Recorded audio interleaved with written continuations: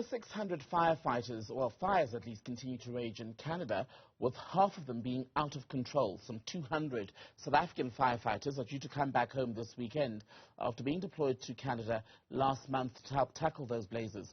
Working on Fire's Managing Director, Trevor Abrahams, joins us for more on this story. Trevor, very good evening to you. I'm grateful for your time. So your team is due to come back home on Sunday, but the fires, as we're saying in Canada, still burning in some parts of the country. Give us an idea of the situation where you are. Good evening.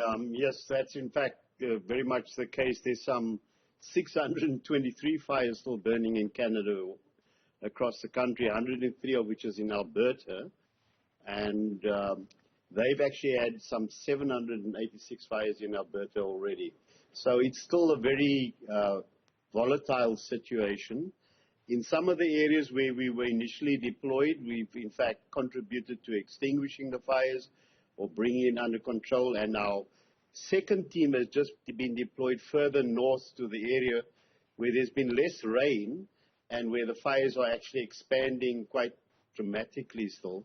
So up to high level, which is north of 66 degrees parallel, and also to the Peace River area. Another part of our team has gone there. But the first team that went out on the 3rd of June is scheduled, in fact, to return to South Africa on Sunday.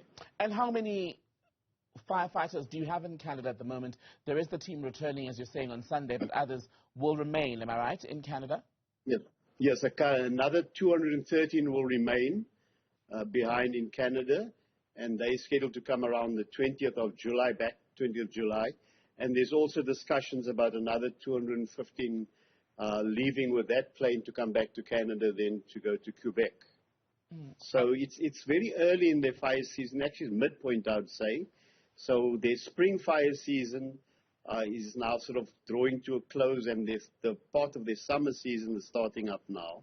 But I think it's important to note that if you look at what's been called the Cobra graph, the hectares that's been burned, some 8.5 million, which is, about 17 million soccer fields, is more than any full season of fire here in Canada in living memory. So it's quite a catastrophic. And just to give you a scope of the size, there are firefighters from every continent in the world here, from Brazil coming in, from Costa Rica, Chile, from North America, from Europe, France, Portugal, from Africa in ourselves, from Australia, New Zealand, South Korea.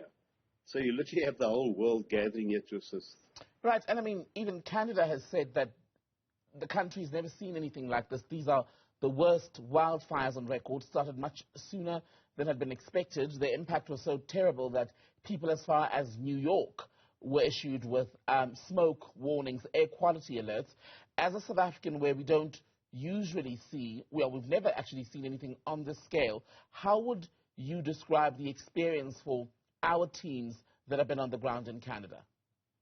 Well, all our firefighters are reporting back. It's a fantastic experience to be participating in such a huge operation where the kind of sophistication of the planning, the kind of infrastructure that's used to try and combat this fire is something that we don't see at home. And I think that for them is a huge developmental curve where they're able to apply their skills together with other teams on a much bigger scale than we ever encounter in South Africa. And is there anything you've taken from Canada that you think we could then implement in how we deal with fires here? For example, in Cape Town, we know on Table Mountain, we do have those seasonal fires, and in other parts of the Cape where they can sometimes get out of control. Yes, I mean, there's many of the principles of basic firefighting remains the same. It's really the scale, and then there are obviously some changes that we don't normally encounter. The fact that you have trees which regularly topple over because their root structure is very superficial, and with the fire going through, they topple over when the wind comes through. The fact you have to encounter bears from time to time on the fire line. So those are new experiences, but the basic principle of firefighting, I think most of our firefighters are already in writing out their evaluations. They talk about the level of organization, the emphasis on safety. So much so that one day when the fire started to flare up again in one of our complexes, all the firefighters were removed from the fire line so that they could bomb it with the aerial bombing. But, you know, the emphasis on safety is very high here, and it's something we can certainly take home. And what would you say has kept the teams going, Trevor, in battling this mammoth wave of wildfires, really? It's very demanding work. It's physically demanding. It's long hours.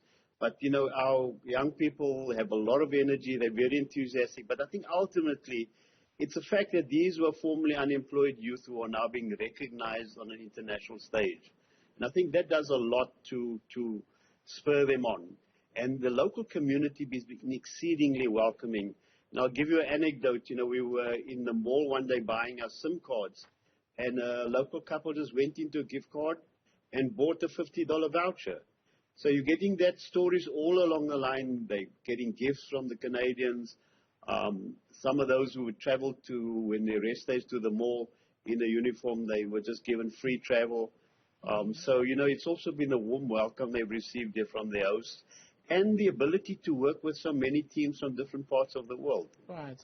And, I mean, the Canadians, of course, expressing gratitude through gifts, but I wonder if the teams are aware of just how proud we are at home to see you, hundreds of you, risking life and limb to basically save Canadian, save people, save animals, and the environment. Yes, you know, one of the towns where we're working around, and in fact have essentially extinguished the fire, is called Edson. It's about 187 kilometers to the west of Edmonton, the capital. And we are leaving there on Friday. And our intention is, in fact, to have a march past with the mayor in the town, where obviously the local community will also be expressing their gratitude.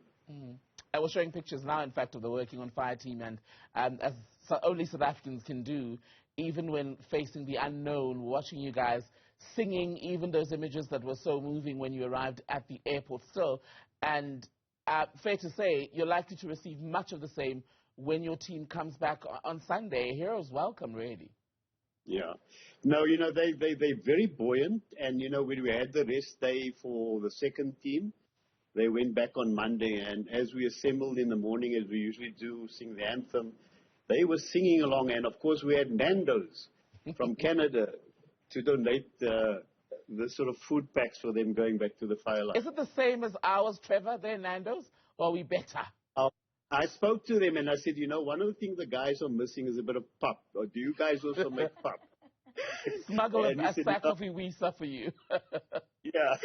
So they said, no, they don't do the pop. But he's coming to Joburg for a meeting with Nando's. He's going to learn how to do it there. So if anyone knows a firefighter currently deployed in Canada, the first meal on Sunday night should be a big plate of pap. No, they're having puppet place Sunday night.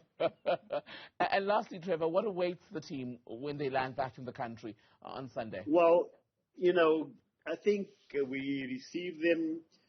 Obviously, it's a bit late on Sunday night, so Monday morning we'll have our formal sort of debrief. We also give awards to the firefighters who stood out, the crew leaders who stood out, so we do recognize them through awards, which gives them some monetary value. And then they'll be going back to their families. They've been in constant contact with families because they've got access to Wi-Fi, and they call home and you know, regularly speak to their families. So, yeah, I think it'll be the reunion with their families. Many of them have children, young children. And when you ask them what do they do to plan to do with their income they've gained here, they make plans for their children's education, for building homes with their parents, and renovating and stuff like that. So they've got big plans when they do come home. Trevor, thank you so much. Trevor Abrahams, Managing Director at Working on Fire. And thank you once again for all the incredible work that you're doing, especially with these young men and women who, as you were saying, before this, many of them had been without work and will be returning with not just hope, but also a bit of income as well. Trevor, thank you. Thank you. Thanks very much.